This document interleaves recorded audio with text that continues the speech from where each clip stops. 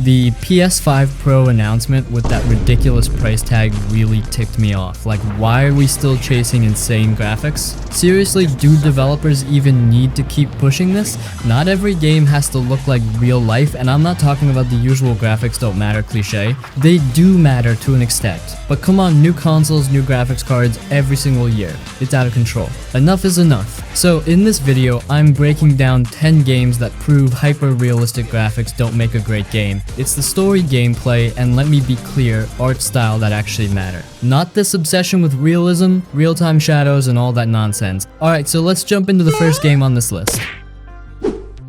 Telltale's The Walking Dead.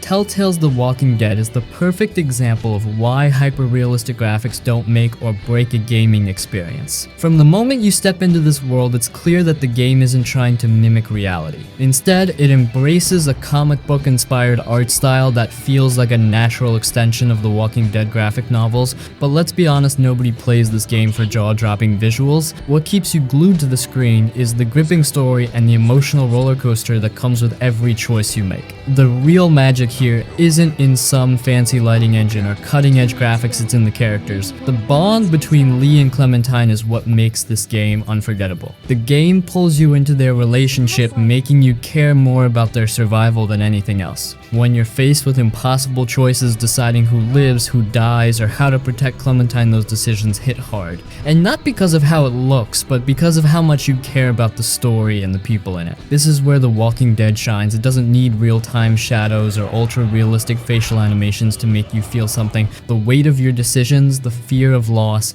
and the consequences of your actions are what stick with you long after the credits roll.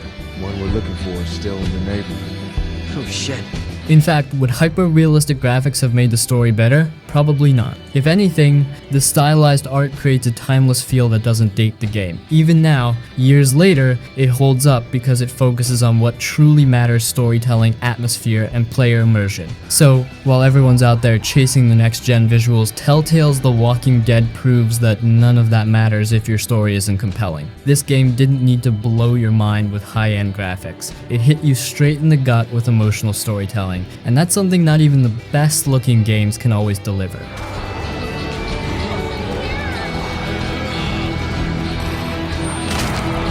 Hifi Rush. Next up is Hifi Rush, and this game is proof that a unique art style can be way more important than some hyper-realistic graphics. Seriously, Hifi Rush doesn't care about looking like the real world, it's all about style, and it does it so well. The game is this colorful, rhythmic blend of action and music that just feels fun to play. It's almost like you're inside an animated music video with every punch and jump syncing up to the beat. And let me tell you, the experience is so satisfying you'll forget all about wanting realistic visuals. What Hifi Rush nails is the connection between gameplay and art direction. Everything's so vibrant with bold colors and sharp, comic-like animations that bring the world to life. The art doesn't try to mimic real-life physics or lighting, it's designed to create a mood, and it absolutely works. There's a personality here that you don't get from most games trying to be the next big thing in realistic graphics. Instead of pouring resources into rendering pores or individual hairs, Hifi Rush uses its art to amplify the rhythm, making the gameplay feel more alive. And here's the thing, none of that would have been better with ultra-realistic visuals. In fact, the stylized look makes it feel fresh and fun, something that stands out from the usual games aiming for gritty realism. It shows you that creativity, when used right, can be more engaging than technical perfection. What really sticks with you about Hifi Rush isn't how real it looks, but how damn fun it is to play. The art style and the gameplay work together to create a vibe, and that's what matters most. This game proves that we don't need to chase photorealism when we can have something this unique and enjoyable.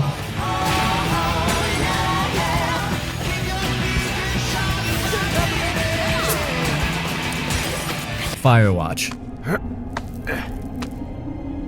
Now, Firewatch is a game that just nails what I'm talking about here. It's proof that you don't need crazy graphics or photorealism to create something absolutely stunning. The game's art style is simple, almost painterly, but the way it uses color and light to create atmosphere is honestly incredible. It feels like you're walking through a living painting rather than some hyper-detailed simulation. But here's the thing, what really draws you in isn't how the game looks, it's the story and the emotions that come with it. You play as Henry, this guy who takes a job as a fire lookout in the Wyoming wilderness, trying to escape the messes life has become. And right from the start, the game pulls you in with this super personal, emotional prologue that hits hard. The isolation, the mystery, and the growing relationship between Henry and his supervisor, Delilah, who you only ever talk to over a walkie-talkie, are what really drive the game. It's not about flashy graphics, it's about how you connect to these characters in this world. Gameplay-wise, Firewatch is pretty straightforward. You're exploring the wilderness looking for clues and uncovering a story that keeps you guessing, but that's all it needs to be. The art style and the environments work together to create this feeling of loneliness and isolation, but also beauty. Every sunset, every trail you wander down, it feels meaningful even if the game isn't rendering every leaf in ultra-high detail. That's the point, it doesn't need to.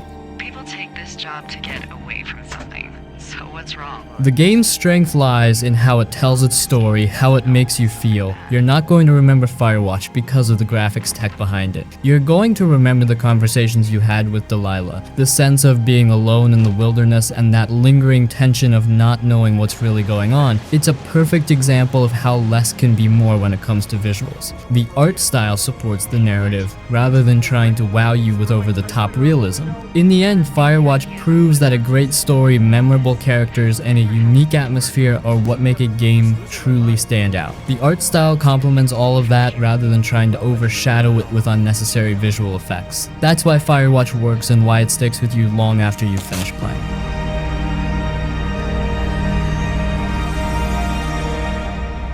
Bioshock Infinite. Bioshock Infinite is a game that just blows your mind from the start, but not because of some insane photorealistic graphics. No, it's the art direction and the world building that make this game unforgettable. The floating city of Columbia isn't trying to look like a real city, it's more like a dream with its bright, exaggerated, almost surreal design. And honestly, that's what makes it so incredible. It's a world you want to explore because it feels like you're stepping into an alternate reality that's both beautiful and unsettling at the same time. But what really makes Bioshock Infinite stand out isn't just how it looks, it's the story and the way that story messes with your head. You play as Booker DeWitt, a guy sent to rescue a girl named Elizabeth from this strange, skybound city. Seems simple enough, right? Except this game takes that simple idea and twists it into a wild narrative about alternate realities, fate, and choice. It's the kind of story that leaves you thinking about it long after the credits roll. Gameplay-wise, it's a first-person shooter, sure, but it's the combination of action and exploration that really hooks you. The combat is fast-paced and dynamic, especially with the skyhook that lets you zip around on the city's rails, but the real heart of the game is in its quieter moments. Walking through the streets of Columbia, listening to conversations, soaking in the atmosphere, those are the moments where you start to realize how deep and layered this world is. And again, none of that comes from realism, it's all about the design. The relationship between Booker and Elizabeth is the emotional core of the game. Elizabeth isn't just some damsel in distress, she's one of the best AI companions ever. She reacts to the world around her, helps you in combat, and over time you really start to care about her. The connection you build with her feels real, and that's what drives the story forward. You're not just playing through events, you're invested in what happens to these characters. And look, would Bioshock Infinite have been better with ultra-realistic graphics? No way. The stylized look is part of what makes Columbia feel like such a distinct and fascinating place. If it were just another game chasing realism, it wouldn't have the same impact. The art style is what gives the game its identity, and that's way more important than pixel-perfect textures or fancy lighting effects.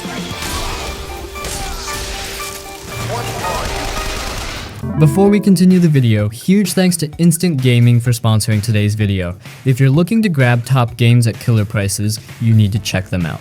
I was just browsing their site and their trending page is loaded with the hottest games across all platforms, PC, PlayStation, you name it. What I love most is that all the games come directly from official sources, so it's totally legit. And if you're looking ahead, their pre-orders section has you covered for upcoming releases. Oh, and don't forget to check out their Trustpilot reviews. They've got a great reputation. It's honestly one of the best spots to get your favorite games for less. Cuphead. Cuphead is a game that basically laughs in the face of hyper-realistic graphics and says we don't need any of that to be unforgettable, and it's so true. The game's whole identity is built around its 1930s cartoon art style, which is hands down one of the most unique and charming looks a game has ever had. It's like you're playing inside an old-school, hand-drawn cartoon. Every frame looks like it's pulled straight from a classic animation reel. The art isn't about realism, it's about personality, and Cuphead has that in spades. But what really makes Cuphead shine isn't just its looks, it's the tight, punishing gameplay that keeps you coming back for more, even when it feels like the game's absolutely out to get you. This is one of those old school die and retry kind of games where each boss fight feels like a showdown. The controls are sharp, the combat's fast paced, and yeah, you'll die a lot, but that's part of the experience. The beauty of the game is in how it balances that difficulty with a sense of accomplishment. When you finally beat a boss that's been destroying you for hours, it feels like a victory, and the visual reward makes it even sweeter. What's crazy is how Cuphead proves that you don't need hyper-realistic graphics to make a game feel alive. The hand-drawn animations, the rubber hose characters, the vintage-style music, they all work together to create a world that's bursting with charm and energy. The level of care and detail in every character's movement, every background, every little thing you see on screen is something you just don't get from games focused on realism. It's not about creating a world that looks real, it's about creating one that feels magical. And let's be honest, if Cuphead tried to go for a realistic art style, it wouldn't be half as memorable. The unique aesthetic is part of what makes the game so iconic. The animations are fluid, the bosses are insanely creative, and everything from the characters to the environments just pops with style. It's the kind of game where the art alone makes you want to play it, but the gameplay keeps you hooked. In the end, Cuphead is the ultimate example of how an artistic vision, when done right, can overshadow any need for photorealism. It stands out because it's different, because it's bold, and because it embraces an era of animation that's so distinct you can't help but be drawn to it. It's fun, it's challenging, and it's proof that hyper-realistic graphics aren't necessary to make a game great. Creativity, challenge, and style go a lot further than 4K textures ever will.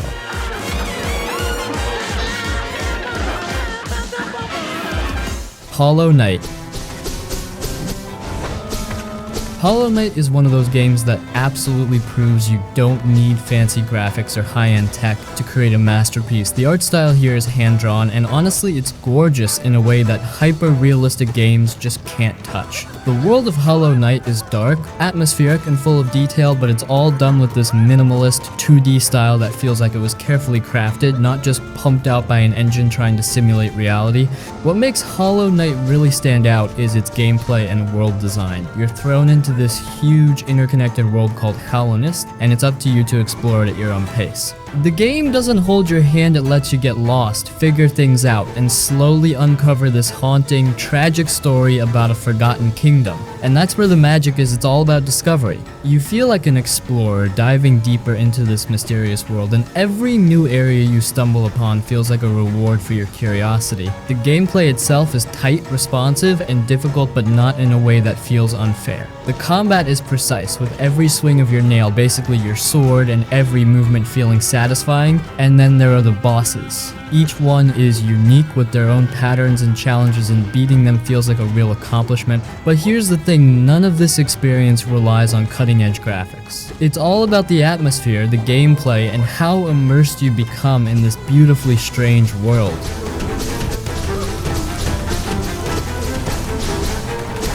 The art style of Hollow Knight is deliberately simple but rich with atmosphere. Every area has its own distinct look and feel, from the gloomy, dripping caverns of the Forgotten Crossroads to the bright, poisonous greens of Greenpath. It's the kind of world where you want to just sit and take it all in, because every part of it feels alive, even though it's hand-drawn in 2D. You don't need photorealism to feel connected to a place like Hallownest. Hollow Knight shows that mood and design are what really create immersion. The music too is a huge part of what makes this game special. It's haunting, melancholic, and it perfectly complements the world you're exploring. The combination of the hand-drawn visuals, the subtle sound design, and the freedom of exploration make Hollow Knight an experience that feels far bigger than the sum of its parts. Would Hollow Knight be better with hyper-realistic graphics? Absolutely not. If anything, it would lose that handcrafted charm that makes it so special. The game's art style and atmosphere are what pull you into its world, and the incredible gameplay keeps you there. It's a shining example of how creativity and design always win over technical flashiness.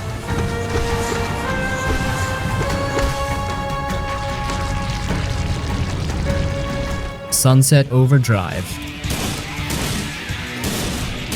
Sunset Overdrive is one of those games that just screams creativity and fun, and it's a perfect example of why you don't need hyper-realistic graphics to create a game that's absolutely unforgettable. The art style here is vibrant, exaggerated, and totally over the top, which perfectly matches the game's insane, chaotic tone. The city of Sunset City feels like a playground of mayhem with bright neon colors, comic book style effects, and an almost cartoonish feel that sets it apart from the sea of serious-looking games. The gameplay in Sunset Overdrive is just pure fun. You're bouncing off cars, grinding along power lines, and shooting ridiculous over-the-top weapons at mutated enemies who've gone berserk from drinking an energy drink. Yeah, the game doesn't take itself seriously, and that's a big part of why it's so great. The movement is fluid and fast, with a focus on speed and agility, making every encounter feel like a crazy acrobatic dance. And that's the thing, Sunset Overdrive doesn't need to look like real life to be an absolute blast to play. It knows what it is, a game that's all about fun, energy, and creativity.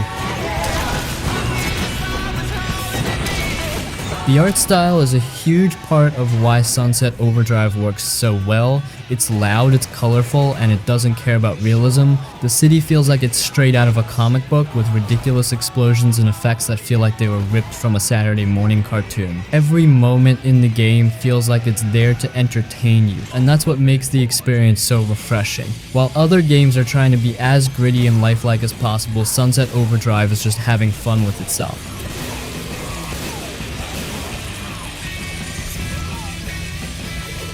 Dishonored 2. Dishonored 2 is one of those games where atmosphere and creativity absolutely take the spotlight, and it does it all without needing the most cutting-edge graphics. Instead of trying to look like the real world, Dishonored 2 crafts a world that feels like it's ripped from a surreal, dark fantasy painting. The city of Karnaca isn't obsessed with realism, it's rich with personality, filled with oppressive architecture, moody lighting, and details that scream there's more going on beneath the surface. The best part about Dishonored 2 is it gives you the freedom to approach every situation exactly how you want. Whether you're playing as Emily Caldwin with her badass, creepy supernatural powers, or Corvo Attana with his ruthless efficiency, the game lets you decide how to handle every target and obstacle. Want to ghost your way through, never getting spotted, or would you rather use crazy powers to wreak havoc? That choice is always yours, and the game's world reacts to it. More chaos means a darker ending, while restraint keeps the city's tension simmering. You're not just playing in a beautiful world, you're shaping it. Visually, Dishonored 2 trades hyper-realism for style. The character designs are angular, exaggerated, and the whole game feels like it's been painted with broad, expressive brush strokes. Karnaca isn't just a backdrop, it's a character in its own right, filled with winding streets, crumbling ruins, and a sense of decayed grandeur that pulls you deeper into its web. And realism wouldn't have made this world better. In fact, it would have taken away from the eerie, off-kilter vibe that makes it so captivating. Tell me how to kill Delilah.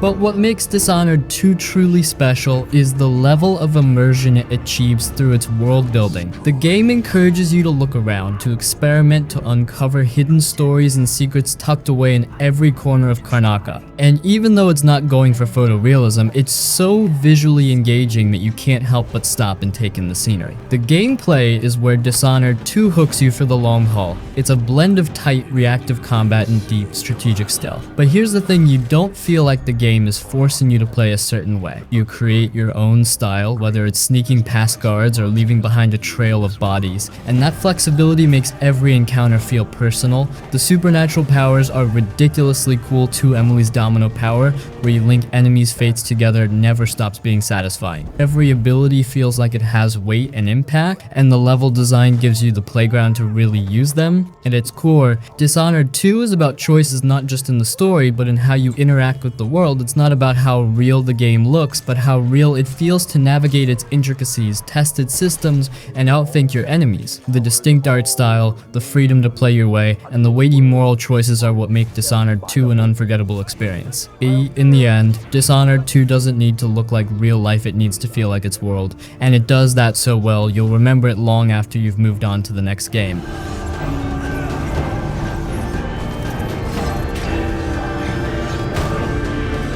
It Takes Two. It Takes Two is a game that just bursts with creativity and heart, and honestly, it's the kind of experience that sticks with you because it's not trying to wow you with over-the-top realism. Instead, it pulls you into this vibrant, ever-changing world where every corner feels like it's got something new and unexpected to offer. The art style isn't trying to look real, it's playful, colorful, and full of life, just like the game itself. It's clear that It Takes Two is all about fun, and that's a rare and beautiful thing in a sea of games chasing realism. The mind behind this game, Joseph Fares, is one of the most passionate people in the gaming industry. If you've ever seen him in interviews or on stage, you know this guy doesn't hold back. He pours his heart into his games, and It Takes Two feels like the embodiment of his play is king philosophy. He's the guy who said, "Fuck the Oscars" at the Game Awards, and that same fiery passion comes through in every inch of this game. You can feel that energy in the way the game is designed. It's full of surprises, never taking itself too seriously, but always delivering something fresh. The story hits harder than you'd expect to. You're playing as Cody and May, a married couple going through a rough patch, and somehow, after a magical twist, they end up as tiny dolls trying to find their way back to their real bodies. And the best part? You have to play this game with someone else. It's built entirely around co-op, so the gameplay isn't just about solving puzzles or platforming, it's about working together, communicating, and figuring things out as a team. It mirrors the themes of the story, reconnecting, rebuilding, and rediscovering what makes relationships work. What really blows me away about It Takes Two is how it never stops being inventive. One moment you're battling armies of squirrels, yeah, you heard that right, and the next you're flying through the air on the back of a giant pair of underwear. And that's the charm. It's wild, it's fun, and it keeps throwing curveballs at you. The levels are constantly changing in both design and gameplay, and it never feels repetitive or stale. Every new section feels like it's crafted with the sole purpose of surprising and entertaining you.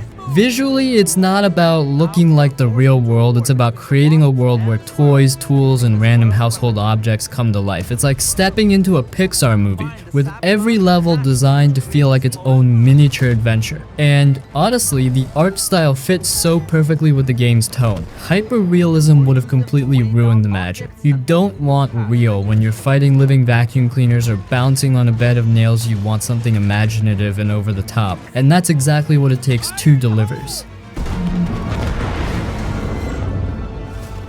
But at its core, this game is about connection. The way it forces you to work together is brilliant because it turns what could be a standard platformer into something way more meaningful. And the puzzles and challenges are designed in such a way that you have to rely on each other, and that makes the experience feel personal.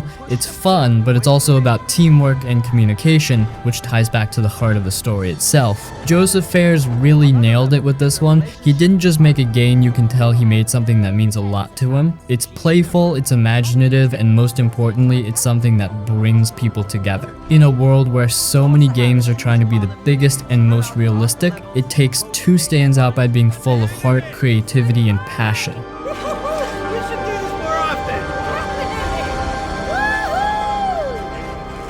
Tears of the Kingdom.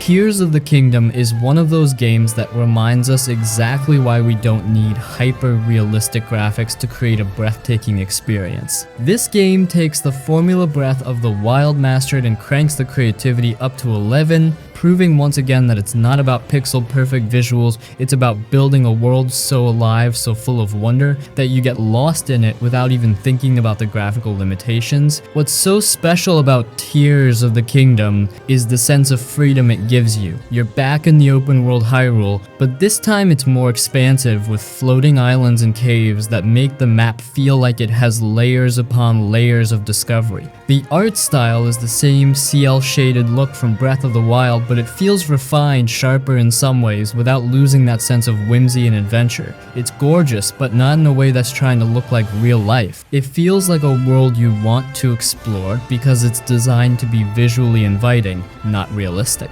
Gameplay wise, this game does what Nintendo does best: innovate through creativity, not raw power. You've got new abilities like Ultra Hand, which lets you literally stick objects together to create all kinds of crazy vehicles or structures. You can also rewind objects with Recall, or dive between islands and caves using Ascend. The gameplay is all about letting your imagination run wild. There's always something new to try, some new combination of abilities or materials, and it feels like the game is constantly rewarding your creativity. And let's be honest, Tears of the Kingdom is one of the best examples of why we don't need cutting-edge graphics tech to feel immersed. The game's art direction is stunning in its own way. The rolling fields, towering mountains, and floating islands all feel handcrafted, and even though it's not the most graphically intense game out there, it looks perfect for what it's trying to do. It's not trying to look real, it's trying to make you feel like you're on an epic, magical journey. And that's what it does so well. And let's not forget the story. It's Zelda, so there's that epic, high fantasy vibe, but Tears of the Kingdom adds a lot more depth and emotion to the mix. The stakes feel bigger, and there's a weight to the story that goes beyond just saving the world. It's about reconnecting with a world you've grown attached to, revisiting old places that feel new again, and forging ahead into the unknown with the confidence that you'll find something amazing around every corner. If Tears of the Kingdom had tried to push ultra realism, it would have lost so much of its charm. What makes this game special is how it creates a living, breathing world that's stylized and imaginative. It doesn't need to look like the real world, it just needs to feel like Hyrule. And it nails that feeling with ease. Nintendo, as usual, shows that they understand gaming at a deeper level than just visuals. They know that immersion comes from world building, creativity, and gameplay that draws you in, not from how many pixels are on the screen. Tears of the Kingdom is a masterclass in showing that games don't need to be photorealistic to be visually stunning, immersive, and endlessly fun.